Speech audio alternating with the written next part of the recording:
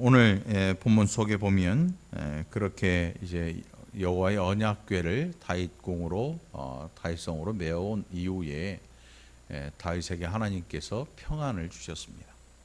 주변의 모든 대적들을 무찌르셨다. 그렇게 7장 1절에 기록을 하고 있지요. 여호와께서 주의 모든 원수를 무찌르사 왕으로 궁에 평안히 살게 하신 그때, 별탈 없이 사는 게 여러분 큰 은혜인 줄 믿으시기 바랍니다.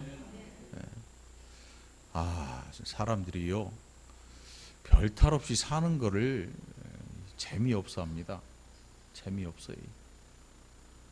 그래서 코로나 지내면서 코로나19 이 시대를 지내면서 별일 없이 집에서 머물고 별일 없이 사는 그것이 무료하고 견딜 수 없어 하는 분들이 굉장히 많아요.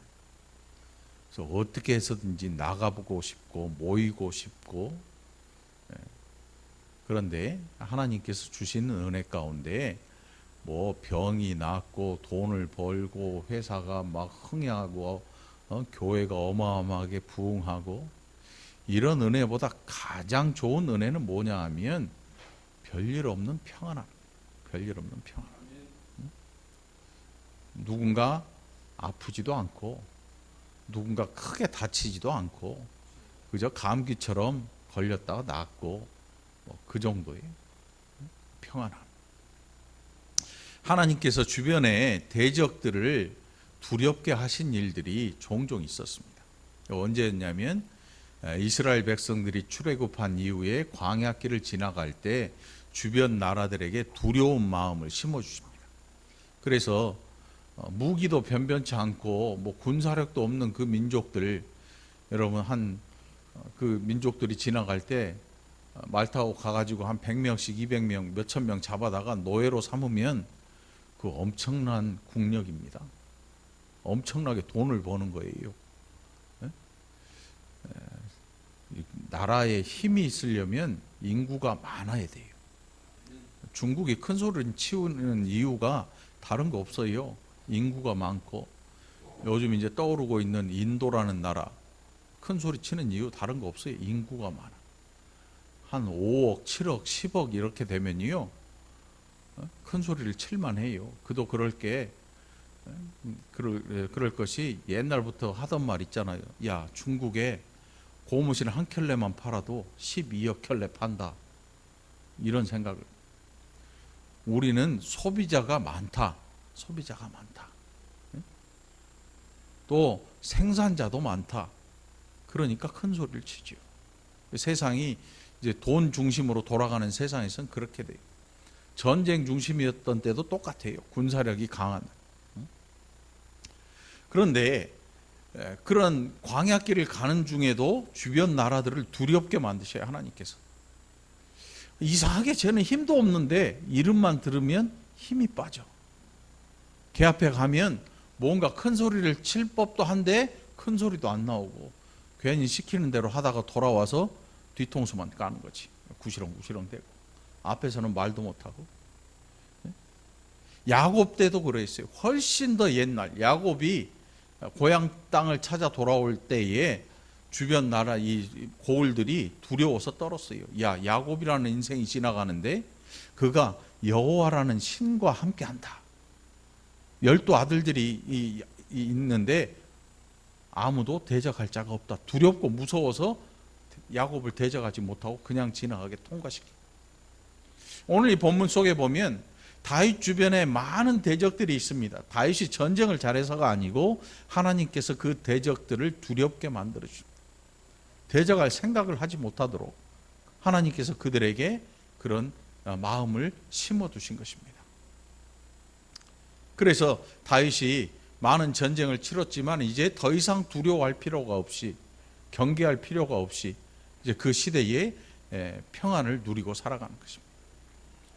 예수님께서 제자들에게 주신 게 뭐였겠습니까? 내 평안을 너희에게 주노라. 부활하신 이후에 내 평안을 너희에게 주노라 말씀하시고, 그리고 그 제자들은 그 평안을 가집니다. 오늘 그 평안은 저와 여러분에게도 있는 줄 믿습니다. 아니 도대체 받은 게 없는데 왜 평안합니까? 예수 믿는 그 사실이, 예수 믿는다는 그 고백이, 그리고 성령을 통해서 우리에게 주시는 그 은혜가 우리를 평안 가운데 거하게 하시는 것입니다. 우리를 평안 가운데 거하게 하셔요. 그게 저와 여러분의 복인 줄 믿습니다. 두려워하지 마십시오. 그는 하나님이 주시는 게 아니에요. 두렵고 무섭고 한 마음은 하나님이 주시는 마음이 아니에요. 성령을 통해서 우리에게 주시는 은혜는 평안함을 주시는 것입니다. 환난 가운데에도 평안을 누리요. 우리가 알듯이 다윗이 사울을 피해 도망 다닐 그때에 사울은 잠을 못 자고 정신적으로 이상한 사람이 돼갑니다. 다윗은요, 바위 틈에 숨어서 돌에 머리만 대도 코를 골고 자요. 이게 다윗의 평안함이에요. 오늘 잠 못 드시는 분이 있거든. 하나님 앞에, 하나님 저도 평안함을 누리게 하옵소서, 이렇게 기도하시기를 축원합니다. 네. 다윗이 그때 생각을 해보니까 여호와의 궤는 자기가 만들어 놓은 그 휘장 가운데에 있는데, 자기는 이 백향목 궁에 살면서 호의호식하고 그렇게 살고 있는 자신과 여호와의 궤, 곧 그 궤를 통해서 하나님을 만나고 하나님을 기억하는 그런 장치인데, 그걸 보니까 괜히 미안해지는 거야. 미안해지는 거야. 그걸 보니까 하나님한테 지금 이렇게 살고 있는 자신이 너무 지금 호강하고 있다는 생각이 드는 거야. 그래서 그 주변에 있는 선지자 나단을 불러서 이야기하기를, 나는 백향목궁에 거하는데 여호와의 궤는 저렇게 휘장 가운데 있습니다. 내가 지금 마음이 답답하고 이것을 어떻게 해야 될지 알 수가 없습니다. 나단 선지자에게 이렇게 말을 합니다. 그랬더니 나단 선지자가 뭐라고 하냐면, 마음에 있는 모든 것을 행하십시오. 여호와의 집을 짓고 싶으면 지으십시오. 이렇게 얘기를 하는데, 하나님께서 그 밤에 나단 선지자에게 나타나셔서 말씀하시는 게 뭐냐면, 야, 내가 여태껏 내 집을 지어달라고 한 지파가 있더냐? 광야길 40년을 오고 또 가나안 땅에 입성한 이후에 내가 내 집을 지어라 하던 지파가 있더냐? 있으면 네가 이야기를 해봐라. 이렇게 얘기를 하셔요. 다윗 나단 선지자에게. 나단 선지자도 다윗이면 하나님의 집을 지을 수 있는 그런 능력이 있는 사람으로 알고 있지요. 물론 능력이 있어요. 큰 능력이 있습니다. 뭐 엄청난 것들을 다 가져와서 지을 능력이 있어요. 그만한 재력도 있고요. 그만한 능력도 충분히 있습니다. 나단이 그걸 알고 있어요. 그래서 원하는 걸 하십시오 했는데, 그날 밤에 선지자에게 하나님께서 말씀하시기를, 내가 언제 내 집 지어달라고 내가 말한 적이 있더냐? 있으면 한번 얘기를 해봐라. 이렇게 말씀하시고. 그게 무슨 말씀이냐면, 나는 내가 필요하면 내가 나의 집을 가지겠다, 이런 뜻이에요. 사람의 손으로 지은 집이 부러워서 그 집이 갖고 싶어서 하나님께서 집을 지어라, 이 집이 불편하니까 더 큰 집, 더 좋은 집을 지어라, 이렇게 말씀하신 적이 없어요. 나단 선지자에게 그렇게 말씀을 해요. 그 뭐라고 하시냐면, 나는 장막과 휘장 가운데서 성막 가운데 거하 있지 않느냐. 여러분, 저기 경기도 어디 가면 성막을 그대로 본따서 지어놓은 데가 있어요. 우리는 아직 안 가봤죠, 거기. 거기 가면 거기 지키는 분이 있는데 함부로 못하게 하더라고. 그래서 이해가 안 가. 그 진짜 성막이 아닌데 진짜 성막처럼 굴더라고. 그래서 이 광야로 다시 한번 나가셔야겠네요. 속으로 그랬지, 싸울까봐. 진짜 성막 없는데 그냥 모형을 만들어 놨는데, 안에 들어갔더니 막 제사장 인형이 있더라고. 막 칼 들고 막 양 잡는 거, 뭐 불판에다가 양 태우는 거, 뭐 전구불로 막 이렇게 팍 불타는 것처럼 해놓고. 진짜 성막이 그런 게 어딨어. 가봤는데 진짜처럼 만들어 놨다 그러는데, 진짜처럼 똑같은지 아닌지 알 수가 없어요. 성막에 대한 주장들이 여러 개니까 아무튼 그게 중요한 게 아니고 허접하더라고. 뭐 양 가죽 여름 뭐 물개 가죽 뭘로 크게 해놨는데 그걸 광야길을 한 40여 년을 메고 지금 세월이 많이 지나가지고 가나안 입성한 이후에도 그 성막이 존재하는데 허접해요. 네? 여러분 옷 사가지고 한 20년 입어봐요. 뭐 어떤 분들은 뭐 명품은 오래 입을수록 새 옷 같다 그러는데 한 100년쯤 입어봐. 입을만 한가? 재봉질 터지고 뭐 낡고 광이 반짝반짝 나고 입으라고 주면요, 너 날 뭘로 보고 그러냐 아마 욕할 거예요. 아무리 성막이 좋다 그래도요 낡아져요. 천으로 만든 거, 가죽으로 만든 거잖아요. 아무리 관리를 해도 낡을 수밖에 없어요. 네? 낡을 수밖에 없어. 우리 저기 김미정 권사님 여기 올 때 말이지 새색시였어. 애들도 어리고 30대였나 20대였나 아무튼 확 새댁이었어. 그랬더니 이렇게 보니까 중년이야. 네? 중년이야. 뭐 저도 그래요. 여기 올 때 40대였거든. 지금 60이야. 이제 주름이 짜글짜글해지고. 고장로님 여기 올 때 50이었어요? 50 몇 살? 50대였단 말이지. 좀 있으면 80이 눈앞이야. 최정숙 권사님 여기 올 때 새색시처럼 젊었어. 권금자 권사님이 데리고 왔는데, 야, 그래서 장로님을 또 데리고 오더라고. 젊었더라고. 세월 앞에 장사 없어요. 아무리 좋은 것, 아무리 뭐 다 해도 세월 앞에 장사 없어요. 세월 앞에 장사가 없더라고. 그 가수 중에 뭐 새가 날아든다 노래 부르는 가수 있잖아. 옛날에 한참 잘 나가던 이름이 뭘 세래? 김세래나 이름이. 그 가수가 한동안 말이에요. 나이가 들더니 막 얼굴에 뭘 집어넣는지 얼굴이 팽팽해지더니 나중에 보니까 그것도 소용없더라고. 우리 권사님들 그만 넣어. 그만. 아니야, 이용호 권사님 이뻐졌어. 이용호 권사님한테 하는 얘기 아니야. 이용호 권사님은 10,000명 중에 1명 성공한 게요. 엄청 이뻐. 권사님한테 그런 거 아니니까 신경 쓰지만 진짜 이뻐졌어. 그래서 이용호 집사님 같아. 너무 젊어 보여가지고. 근데 세월 앞에 장사는 없어. 성막을 아무리 좋게 지어고 성전을 아무리 좋게 짓고 우리나라에 수백억 들여서 지은 교회들이 있어요. 롯데월드 옆에 가면 지금 뭐 호텔보다 더 좋아 보이는 교회도 있어요. 그거 관리하는데 돈 무지무지하게 들어가요. 어떻게 아냐? 영국이나 프랑스에 가면 성당들 있잖아요.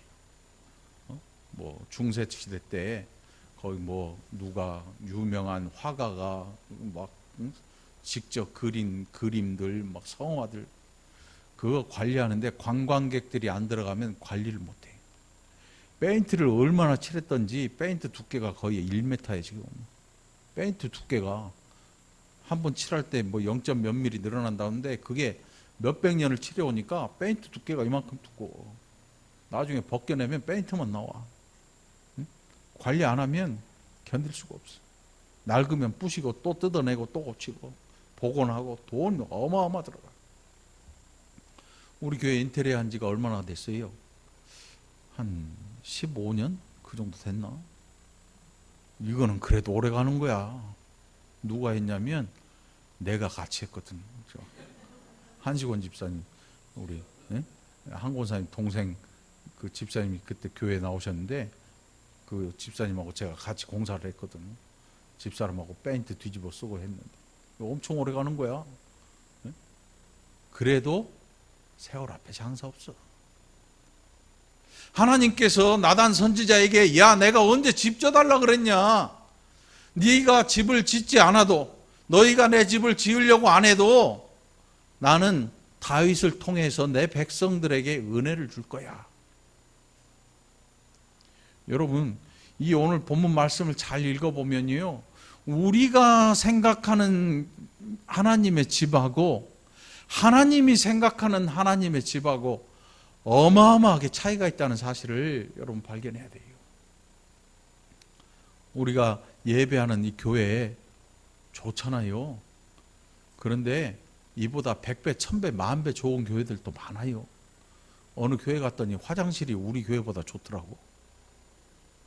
화장실이 우리 교회보다 더 넓으려고 그래.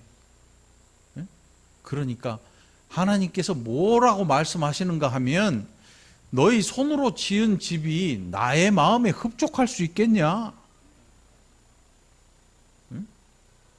나중에 솔로몬을 통해서 지으신 그 성전을 하나님께서 어떻게 하셨나 보시면 알아요. 버리잖아요. 버려. 금방 금붙이로 만들고 금 씌우고 별짓을 다 했는데 그 성전 없어졌어요.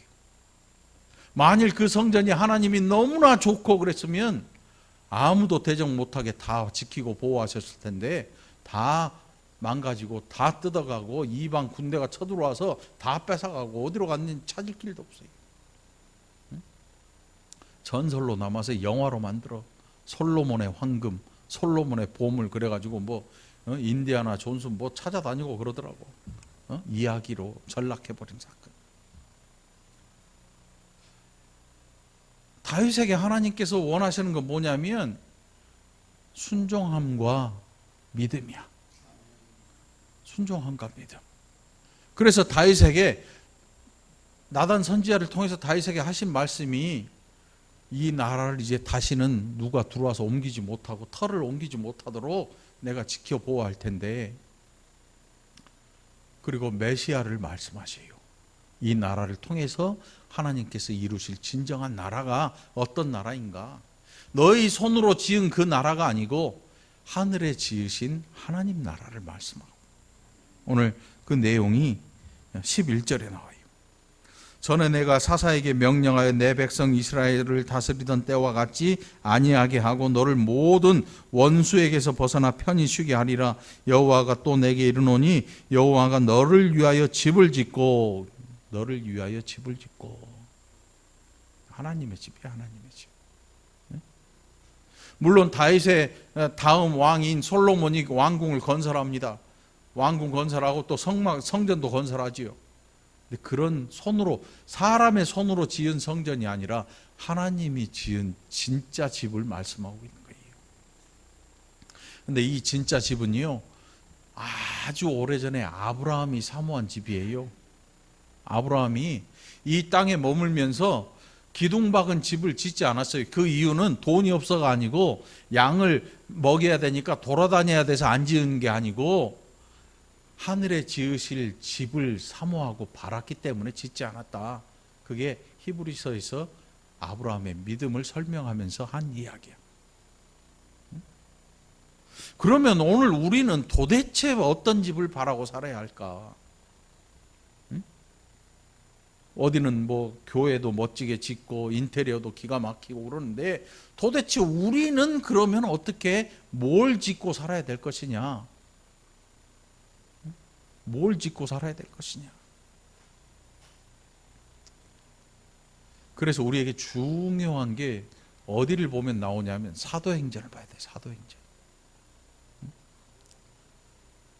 구약의 성전이 결국 다 없어져 버린 이후에, 아니 그러면 우리의 예배 초소는 회당이고 교회이고 한데, 그럼 교회를 더 좋게 크게 져야 되지 않겠습니까?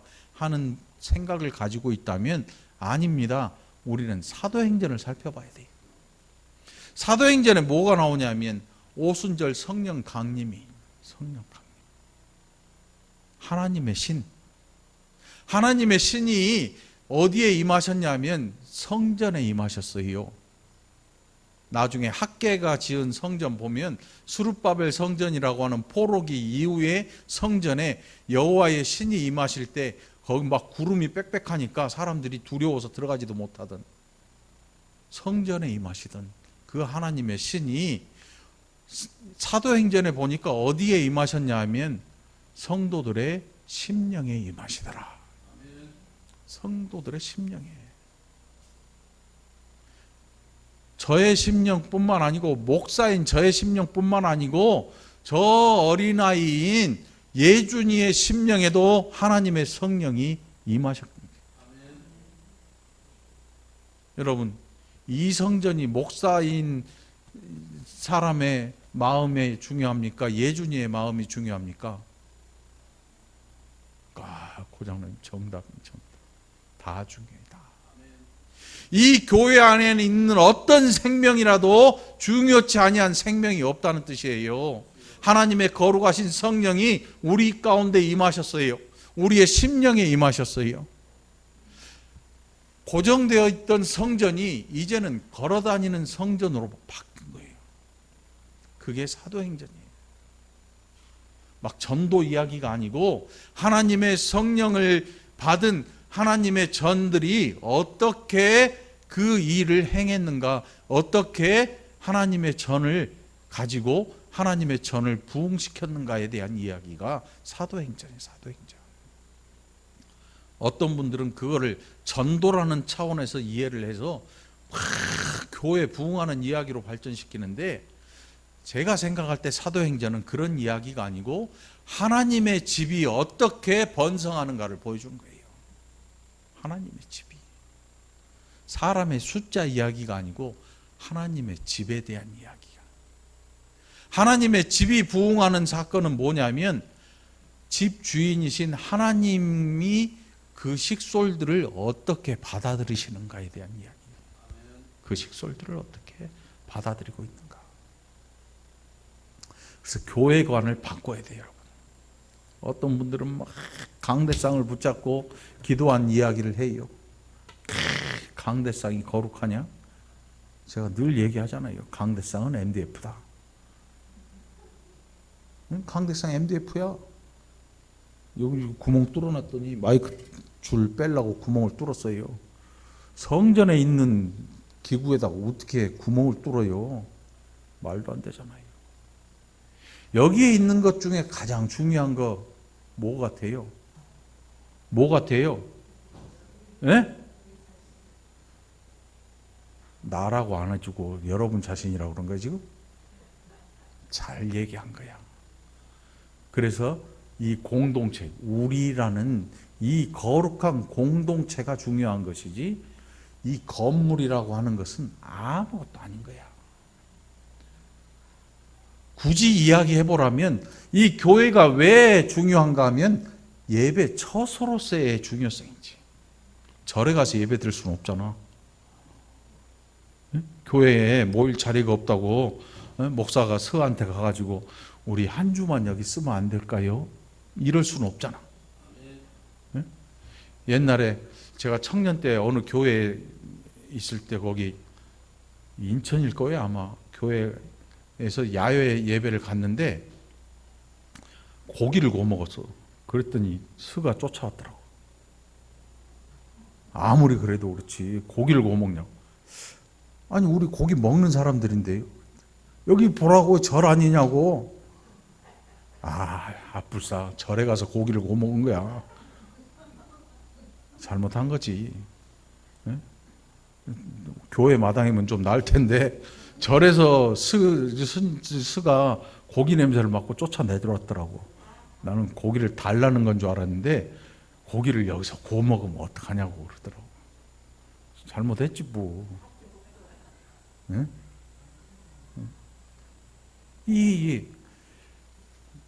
여러분 우리가 예배 처소는 중요한 자리야. 왜? 우리가 예배하는 자리잖아. 함부로 아무렇게나 할 수 있는 자리가 아니잖아. 그런 의미에서 중요한 자리이긴 하지만 이 자리가 우리가 떠난 이후에도 거룩하냐? 그렇지 않아요. 그게 성전의 한계였어요. 성전의 한계는 믿음의 백성이 없으면 끝나는 거야. 교회의 한계는 믿음의 백성들이 예배 처소로 사용하지 않으면 그걸로 끝나는 거예요. 더 이상의 가치가 없어요.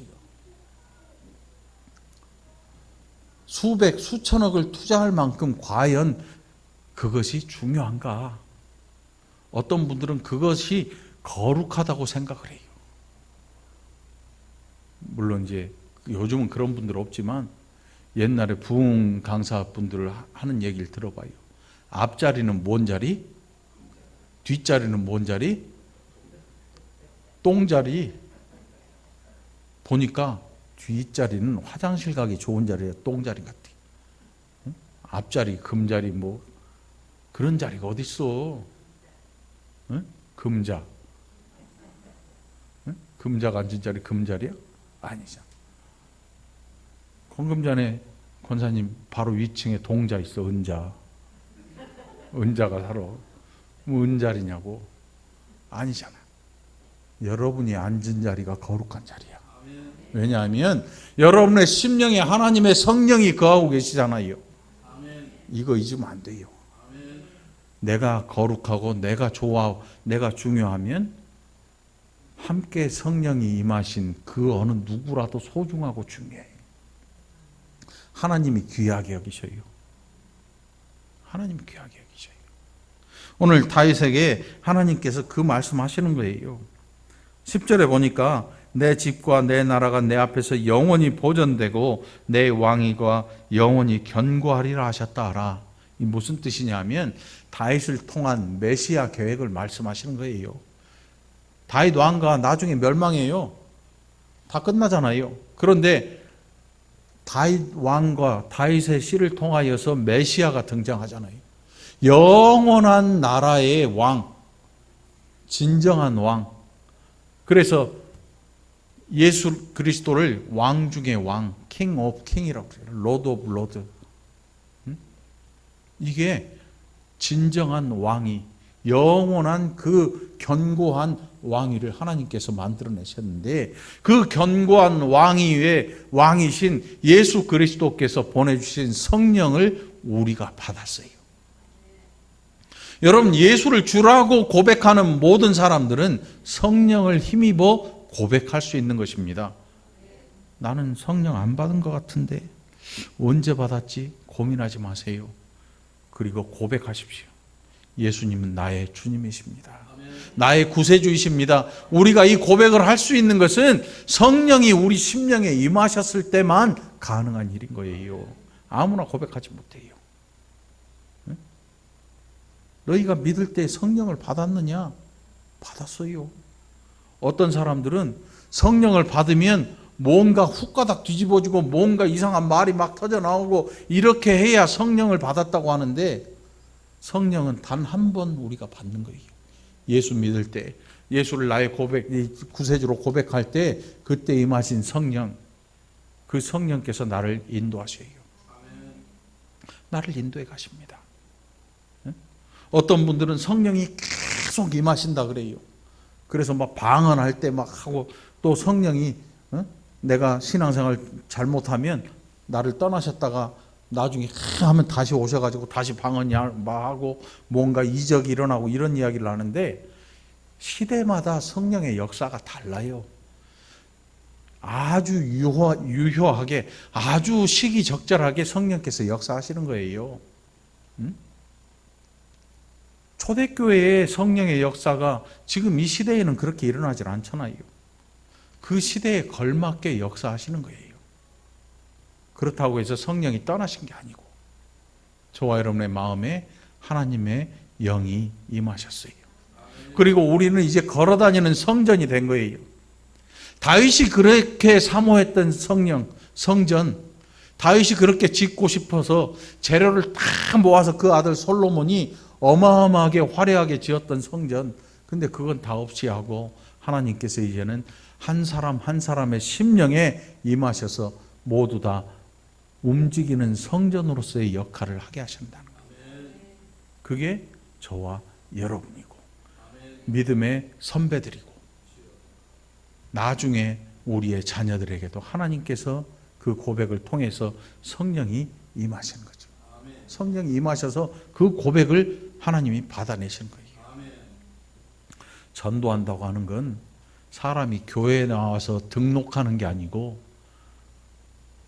성령을 힘입어서 예수 그리스도는 나의 구주이십니다 라고 고백하게 하는 거예요. 그러면 전도한 거야. 교회가 몇 명인지 그게 뭐가 중요하겠어. 사람 목사에게는 중요하겠지. 사람이 몇 명이냐, 교회가 몇 평이냐, 그게 사람 목사에게는 중요하겠지. 왜냐하면 사실은 생활도 달라져. 목사 생활이 달라지잖아. 여러분이 15,000명쯤 돼봐요. 15,000명쯤 돼봐. 제가 차를 어떤 걸 타고 다니든 누가 뭐라고 하겠어. 목사 생활은 달라져. 그럴 수 있어. 그런데 교회가 몇 평인지 그거와 상관없이 하나님의 백성, 내가 전도했더니 이 사람이 예수를 주로 고백했어. 그러면 전도 성공한 거야. 그렇게 전도하시길 바랍니다. 이 교회 안 데리고 나와도 돼. 다른 교회 나와도 되고, 좋은 월급 뭐 저쪽 교회 나가도 되고, 이쪽 교회 나가도 되고, 다른 교회 다 나가도 돼. 우리가 해야 될 일은 하나님의 집이 사람을 통해서 또 늘어나는 거예요. 하나님의 나라가 확장되는 것을 사모해야 돼. 고작 이거 건물이 커지는 거, 사람 한 사람 한 사람 늘어나는 거, 그거는 사람의 꿈이지 하나님의 꿈이 아니야. 하나님의 꿈은 세상 속에서 하나님이 택하신 단 한 마리의 어린 양도 잃어버리지 아니하시고 찾아오는 거예요. 그게 우리가 할 일이에요. 여러분들 사람을 사랑하시길 바랍니다. 하나님이 인생들을 사랑하셔요. 그래서 그 한 인생이 하나님 앞으로 돌아오는 것을 하늘에 있는 의인 99을 인해서 기뻐하는 것보다 땅에 있는 죄인 하나가 회개하고 돌아오는 것을 더 기뻐하신다고 예수님이 말씀하셨잖아요. 마음을 바꿉시다. 건물을 치중하지 말고, 교회 몇 명 이거 생각하지 말고, 오늘 하나님의 나라가 이 세상에 확장되는 그 일로 인해서 우리가 함께 기뻐하고 즐거워하게 되기를 간절히 축원합니다. 어떤 분은 그렇게 얘기할 수 있어요. 아우, 저 목사님은 부흥이 안 되니까 별소리를 다 하네. 생각해 보니까 그럴 수도 있겠다. 그런데 성경은 그렇게 말하지 않아요. 그 화려했던 솔로몬 성전도 없이 했는데, 이 땅에 아무리 큰 교회가 아무리 좋게 전왔다고 하나님이 거기에서 영원히 거하실까? 아무리 생각해도 그건 아닌 것 같아요. 그러니까 여러분들 마음속에 하나님 모셨으면 제대로 살게 되기를 바랍니다. 제대로 사십시오. 예수의 사람답게 제대로 한번 살아보십시오. 제대로 한번 여러분이 이 성전으로서의 역할을 제대로 한번 해보십시오. 그 어떤 죄인일지라도 용서할 줄 아십시오. 용서할 준비를 하십시오.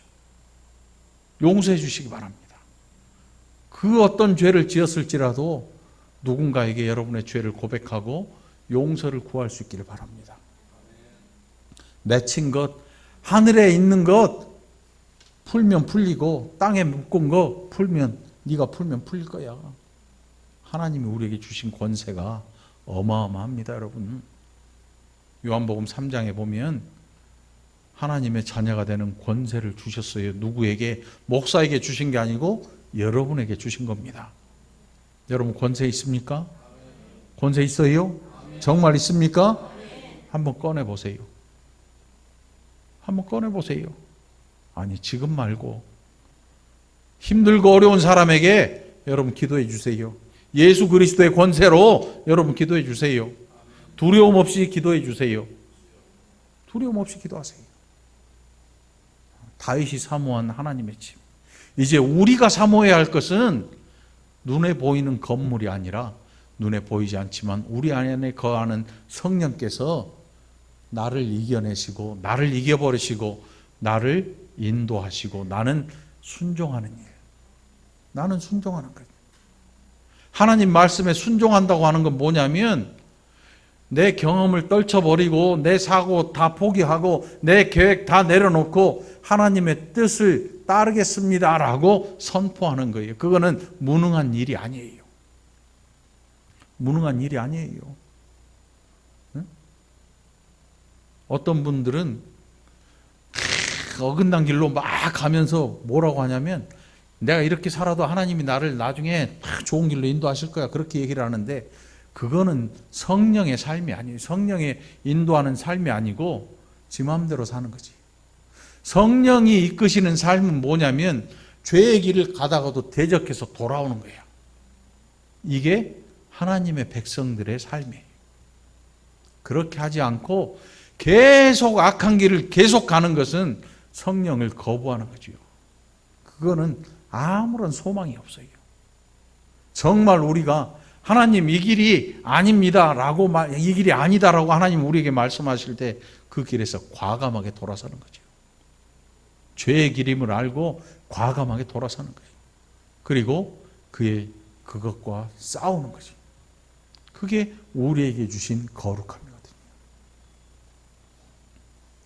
7장 모든 내용들이 그 내용이에요. 다윗이 하나님 앞에 감사하고 기도를 해요. 그게 7장 18절로부터 쭉 기록되어 있습니다. 7장 29절까지. 여러분, 오늘 저는 여러분에게 하나님으로 인해 복을 받고 복을 누리고 살아가라고 축원합니다. 7장 29절에 보니까 이제 청하건대 종의 집에 복을 주사 주 앞에 영원히 있게 하옵소서. 주 여호와께서 말씀하셨사오니 주의 종의 집이 영원히 복을 받게 하옵소서. 이 복이 여러분들에게 있기를 간절히 축원합니다. 다윗도 죄를 지어요. 나중에 죄도 정말 심란한 죄를 짓지요. 이런 천벌을 받아 죽을 놈 할 정도의 죄를 져요. 율법 같으면 돌로 맞아 죽어 마땅한데 하나님이 그 죄를 덮어버리셔요. 안 죽이고 살려주시는데 그 죄의 대가를 아주 뼈아프게 치르게 하시죠. 뼈아프게 치르게 하셔요. 그럼에도 불구하고 다윗을 하나님 버리지 아니하십니다. 우리가 예수 믿는 사람인데 때로는 죄의 길도 걸어가요. 일부러 죄인 줄 알고 행하기도 해요. 그런데 중요한 것은 돌아가는 거죠. 돌아가는 거예요. 이게 우리의 할 일이야. 순종하는 자들의 할 일. 이게 없으면 끝장나는 거죠. 다윗이 돌아갑니다. 뼈아픈 그런 일들을 겪어도 내가 이놈의 죄 때문에 이런 큰일을 당해야 돼? 우리는 이렇게 생각을 해요. 이랬다고 이런 큰일을 내가 당해야 돼? 억울하잖아. 이렇게 생각을 해요. 그런데 다윗이 그렇게 하질 않아요. 그 죄가 얼마나 뼈아픈지를 알고 죄와 대적하는 자가 되는 거지요. 우리도 그렇게 살아야 돼요. 영원히 복을 받게 하옵소서. 여호와 앞에 영원히 앞에 하나님을 떠나지 않고 그 앞에서 살아가는 것, 이거만큼 큰 복이 없는 것입니다. 이게 평안이에요. 평안함을 누리는 것. 평안하다니까 아무 일도 안 일어나고 아무도 안 아프고 아무도 안 망하고 아무도 안 죽고 이게 평안이 아니고 어떤 환난과 풍파가 있더라도 여호와 하나님 앞에서 떠나지 아니하는 복, 이게 참된 평안의 의미인 것입니다. 연약한 인생들, 죄악된 인생들, 우리 인생 연약한 자체로 인해서, 죄악된 자체로 인해서 우리는 환난 풍파 가운데 마땅히 있어야 될 자들인데 하나님이 그 은혜로 닭이 병아리들 날개 아래 모음같이 하나님께서 그 집으로 우리를 모아들이시는 거죠. 하나님의 손으로 우리를 덮으시고 우리를 지켜 보호하시는 거죠. 여러분, 이 은혜를 여러분의 일생토록 누리게 되기를 그리스도 예수의 이름으로 간절히 축원합니다. 기도합시다. 하나님 아버지, 감사합니다. 우리가 얼마나 연약하고 어리석은지, 때로는 우리의 죄에 너무 관대해서 하나님의 징계가 너무 무거워 보이고 너무 불공평해 보인 적이 없는지, 이제 다윗을 통해서 우리에게 말씀하신 하나님, 그 음성을 잘 듣고 이 땅에 있는 눈에 보이고 손에 잡히는 건물이 아닌, 보이지 아니하는 하나님의 집, 으로써 우리 각 사람이 이제는 우리에게 주신 사명들을 잘 감당하고 평안한 복을 누리고 영원히 여호와 앞에 머무르는 이 복을 마음껏 누리게 인도하여 주옵소서. 감사드리옵고 예수님 이름으로 간절히 기도합나이다. 아멘.